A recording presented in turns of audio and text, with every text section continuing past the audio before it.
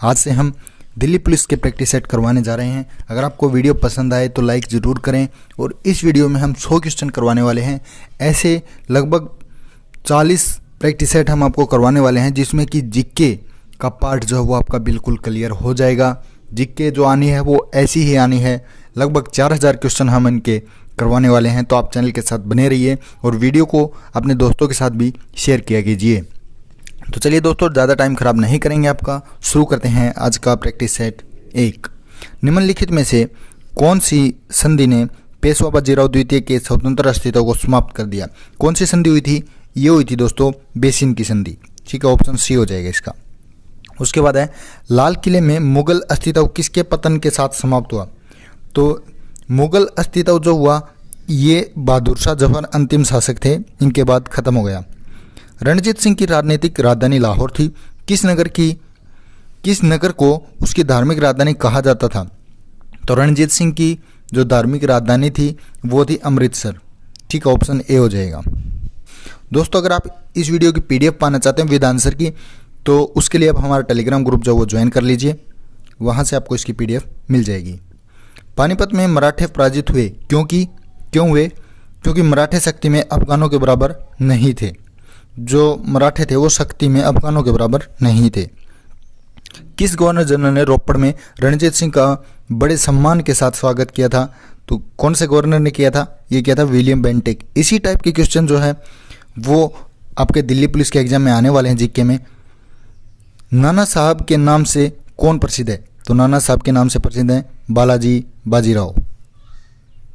उसके बाद है मराठा राज्य का दूसरा प्रवर्तक किसे कहा जाता था? ये बोलते थे बालाजी विश्वनाथ को। बड़ा इमामबाड़ा कहाँ स्थित है?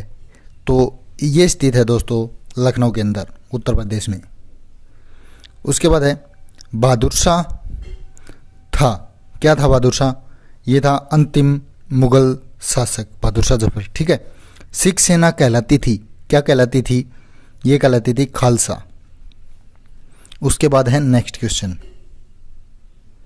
निम्नलिखित में से किस घटना ने ब्रिटिश ईस्ट इंडिया कंपनी को बंगाल सूबे का वास्तविक स्वामी बना दिया? तो ये बनाया था बक्सर की जो लड़ाई हुई थी 1764 में, उस घटना के बाद। ठीक है।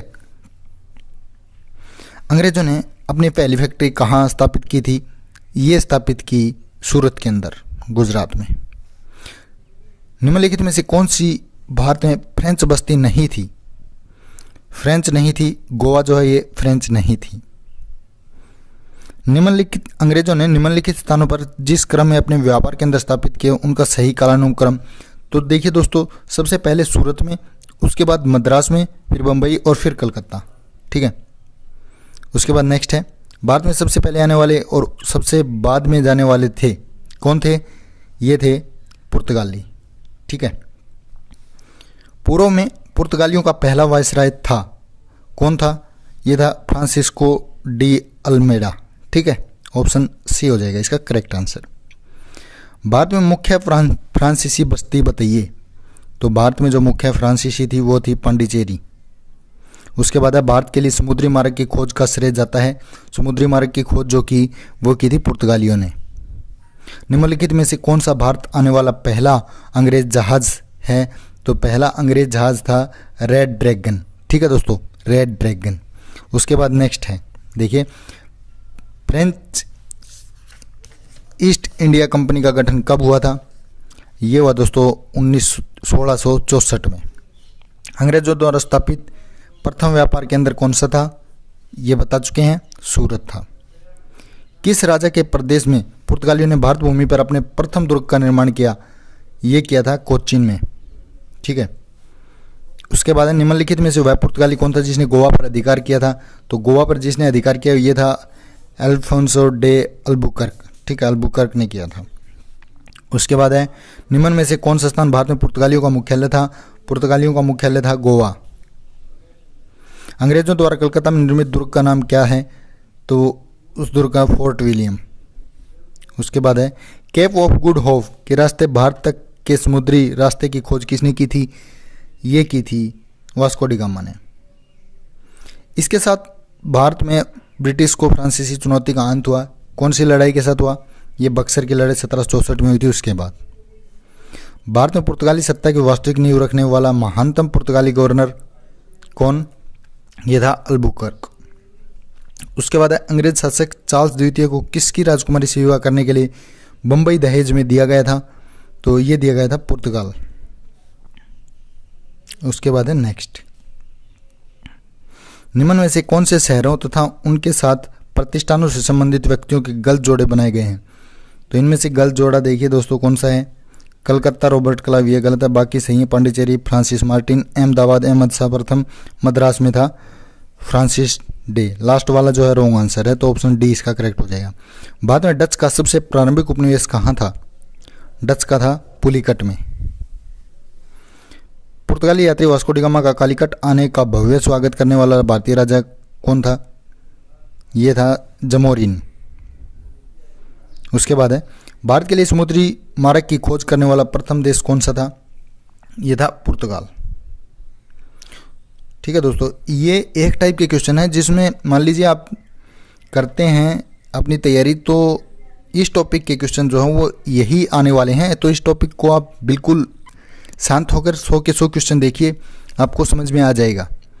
पांडिचेरी का वह फ्रांसीसी राज्यपाल कौन था जिसने फ्रेंच कंपनी को एक शक्तिशाली कंपनी बनाने का प्रयास किया था? ये था आपका जोसेफ फ्रांसुआ डुप्ले। ठीक है, ऑप्शन डी। उसके बाद है जिस समय 1761 में पानीपत की तीसरी लड़ाई में अहमद शाह अब्दाली ने मराठों को हराया, उस समय दिल्ली का शासक कौन था? तो उस समय जो दिल्ली का शासक था दोस्तों वो था शाह आलम द्वितीय, ऑप्शन डी। ठीक है, उसके बाद है ब्रिटिश सरकार ने भारत पर सीधे शासन करना कब आरंभ किया था? ये किया प्लासी के युद्ध के बाद। आपने कमेंट में बताना प्लासी की लड़ाई कब हुई थी। ठीक है, राज्य अपहरण नीति सबसे पहले किस भारतीय रियासत पर लागू की गई थी? ये की गई थी सतारा। उसके बाद नेक्स्ट है भारत में आंग्ल फ्रेंच शत्रुता में निम्नलिखित में से कौन सी लड़ाई निर्णायक सिद्ध हुई? ये हुई थी आपकी वांडीवास की लड़ाई। ठीक है, ऑप्शन ए हो जाएगा। उसके बाद किस गवर्नर के काल को पंजाब को ब्रिटिश साम्राज्य में मिलाया गया था? किस गवर्नर के काल में? तो किसके काल में मिलाया गया? लॉर्ड डलहौजी। उसके बाद ये संधियां इनको कालक्रम अनुसार मिलाना है। तो सबसे पहले कौन सी संधि हुई? जो ऑप्शन दे रखे हैं इन्होंने, सबसे पहले हुई थी इनमें सलबाई की संधि पहले नंबर पे। ठीक है, उसके बाद हुई थी श्रीरंगपट्टनम की, और उसके बाद हुई थी बेसिन की, और उसके बाद हुई थी अमृतसर की फोर्थ पे। तो ऑप्शन सी जो इसका बिल्कुल करेक्ट हो जाएगा। किस गवर्नर जनरल का नाम राज्य हड़प नीति के साथ जुड़ा हुआ है? तो ये जुड़ा लॉर्ड डलहौजी का। सिंध को अंग्रेजों ने कब अधिकृत किया? सिंध को किया था 1843 में। तीसरे आंग्ल मैसूर युद्ध को समाप्त करने के लिए टिप्पू सुल्तान ने अंग्रेजों के साथ निम्नलिखित में से कौन सी संधि की? ये की थी श्रीरंगपट्टनम की संधि। राज्य विलय नीति निम्नलिखित में से किसके द्वारा लागू की गई थी? राज्य विलय ये डलहौजी के द्वारा ही की गई थी। ठीक है, उसके बाद निम्नलिखित में से किस माध्यम से लॉर्ड डलहौजी ने अवध को ब्रिटिश साम्राज्य में मिलाया था? ये मिलाया था चूंकि राज्य में क्या था? कुप्रशासन था। उसके बाद है डॉक्ट्रिन ऑफ लैप्स किसने आरंभ किया? ये क्या था दोस्तों? लॉर्ड डलहौजी ने। ठीक है, झांसी के राज्य को इसके द्वारा भारत में ब्रिटिश शासन का हिस्सा बनाया गया। किसके द्वारा? राज्य अपहरण नीति के द्वारा।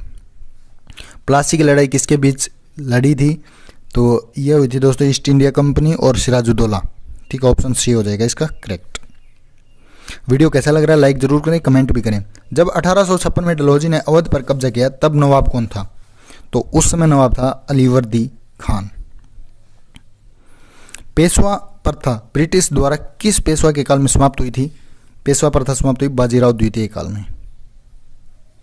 निम्नलिखित में से किस युद्ध में भारत में फ्रांसीसियों के भाग्य का निर्माण हुआ था? तो कौन से युद्ध में हुआ? वांडीवास इसके युद्ध में। उसके बाद किस भारतीय राज्य पर कब्जा करने के लिए राज्य अपहरण नीति लागू की गई थी? ये की गई थी पंजाब।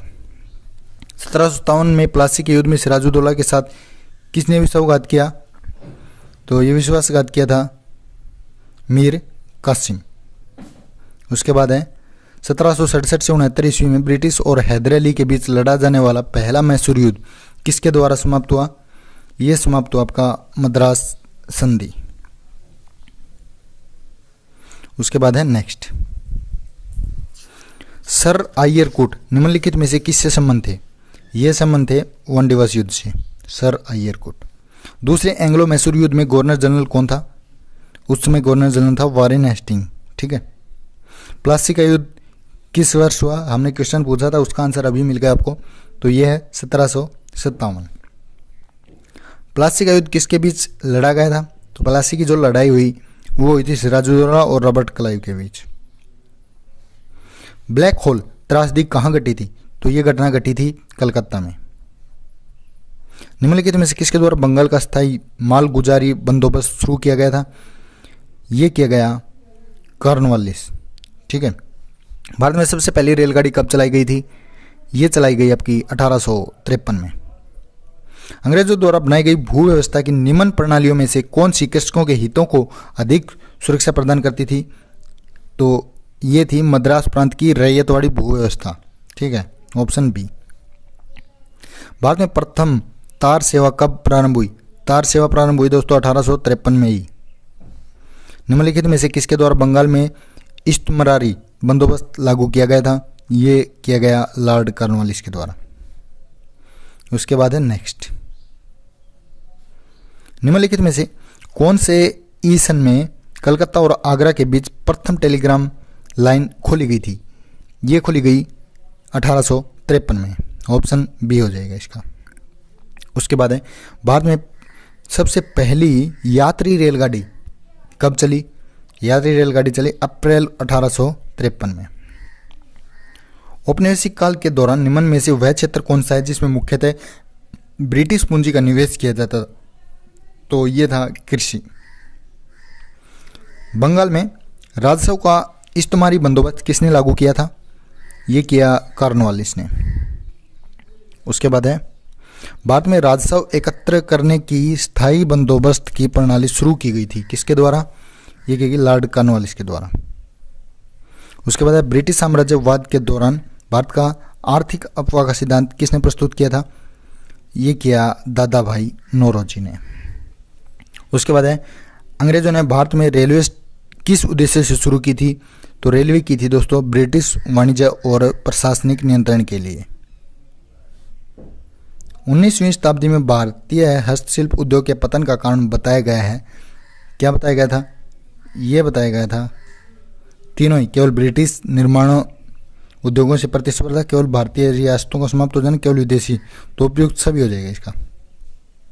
उसके बाद है नेक्स्ट, निम्नलिखित में से किन स्थानों में रैयतवाड़ी बंदोबस्त लागू किया गया था?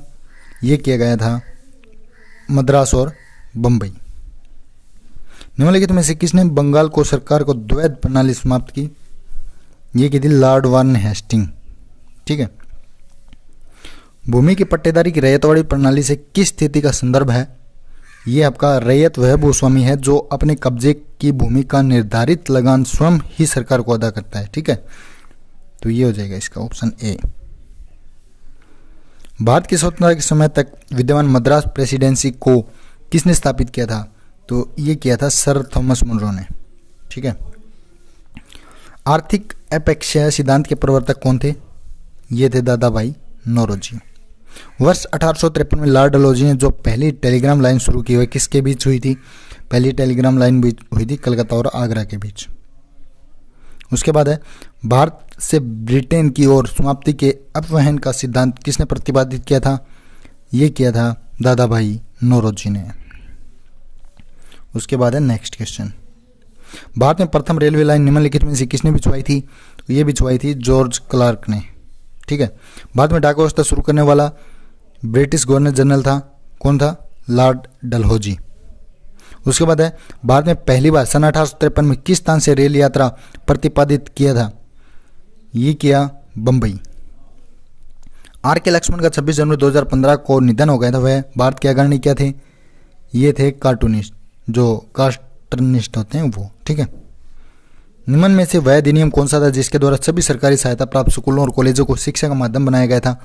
यह था आपका मकालेज एक्ट 1835। भारतीय विश्वविद्यालयों की स्थापना सबसे पहले किसके समय में हुई थी? ये हुई थी लॉर्ड कैनिंग के काल में। बाद में अंग्रेजी का पहला समाचार पत्र किसने शुरू किया था? ये किया J.A. हिक्की ने। कलकत्ता विश्वविद्यालय किस शैक्षिक रिपोर्ट के माध्यम से अस्तित्व में आया था? ये आया था आपका वुड का डिस्पैच में। उसके बाद है एक खुली प्रतियोगितात्मक परीक्षा के माध्यम से इंडियन सिविल सर्विस में भारतीयों के लिए प्रवेश को निम्नलिखित में से किसने संभव बनाया? ये बनाया था डलहौजी ने। ठीक है, इसके बाद है नेक्स्ट, अंग्रेजों ने भारत में अंग्रेजी को शिक्षा का माध्यम कब बनाया था? ये बनाया था आपका 1835 में। ब्रिटिश सरकार ने कंपनी के कार्यों में हस्तक्षेप किया और 1773 में एक अधिनियम पारित किया। उसका क्या नाम था? तो उसका नाम था दोस्तों नियामक अधिनियम। ठीक है, नियामक अधिनियम। भारत में अंग्रेजी शिक्षा शुरू की थी, कब की थी? Lord Macaulay. कब और किस महाराज्यपाल ने भारत में अंग्रेजी को शिक्षा का माध्यम बनाने का निर्णय लिया? ये 1835 लॉर्ड विलियम बेंटिंग। भारत में प्रकाशित होने वाले प्रथम समाचार पत्र का नाम था, क्या नाम था? द बंगाल गजट। निम्नलिखित में से शिक्षा कार्यवर्ती की रचना के लिए विख्यात हुआ कौन? Lord Macaulay. बंगाल की एशियाटिक सोसाइटी के प्रवर्तक थे सर विलियम जोन्स। उसके बाद है सांप्रदायिक निर्वाचन क्षेत्रों के पत्ते की शुरुआत बाद में किसके द्वारा हुई? ये हुई थी 1909 के पार्लियामेंटो सुधार में। भारतीय सिविल सेना में चुने गए पहले भारतीय का नाम था, यह था सुरेंद्रनाथ बनर्जी। भारत की शासन व्यवस्था में पहली बार प्रतिनिधि एवं लोकप्रिय तत्वों को समाविष्ट करने का प्रयास किस माध्यम से किया गया था? यह किया गया था 1892 का भारतीय परिषद अधिनियम के द्वारा। निम्नलिखित में से किसके द्वारा सती प्रथा पर रोक लगाई गई? तो सती प्रथा के ऊपर रोक लगाई थी लॉर्ड विलियम बेंटिंग ने। ठीक है, लास्ट क्वेश्चन है दोस्तों, निम्नलिखित में से किस उद्देश्य से साइमन कमीशन का गठन किया गया था? तो इसका गठन हुआ था आगे और सुधार करने के लिए भारत की उपयुक्तता की समीक्षा करना। ये था आज का वीडियो दोस्तों, कैसा लगा कमेंट करके जरूर बताएं। वीडियो को ज़्यादा से ज़्यादा शेयर कीजिए, चैनल को सब्सक्राइब नहीं किया तो सब्सक्राइब कर लीजिए। आपका इस वीडियो को यहाँ तक देखने के लिए तहे दिल से धन्यवाद।